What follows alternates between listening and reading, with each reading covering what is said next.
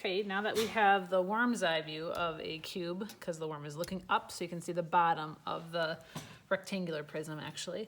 Now let's try something that's eye level. It can be outside, that's on a horizon line, or inside, somewhere that's eye level. If you're gonna look at a cube right on the horizon line, you're gonna do the same thing, start with a square, and then connect the closest corners to the vanishing point. And it can be on either side of the vanishing point. This one's actually less lines to connect because you only have two, right here and right here, and you connect those to the vanishing point with a dotted, dashed, or otherwise light line that you can erase later. I'm keeping them on here now so you can see. And then you make your parallel line, parallel to this side, in this case it's vertical.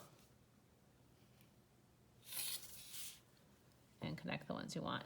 And you could erase the horizon line in the middle of that if you didn't want it to be a transparent cube, and add more from there. If you have one directly above or below the vanishing point where you'd only see the top of it or the bottom of it, you can draw a square directly above the vanishing point and do the same thing. And you're only gonna see the top or the bottom of it. In this case, it'll be the bottom. So I'll draw the square like that. And connect the closest corners to the vanishing point. Make sure you're always using your ruler.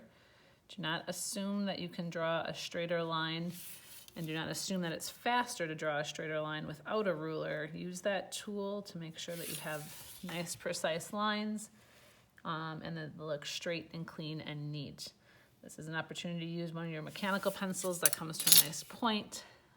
Have a nice sharp pencil handy, clean pen if you want to risk not making any mistakes, but here's a cube right above the vanishing point. Again, you can only see the bottom because you're a worm looking up at it. This is the worm's eye view, right above the horizon line. Eye level, below the horizon line would be a bird's eye view. So those are basic cubes. Stay tuned for the next step.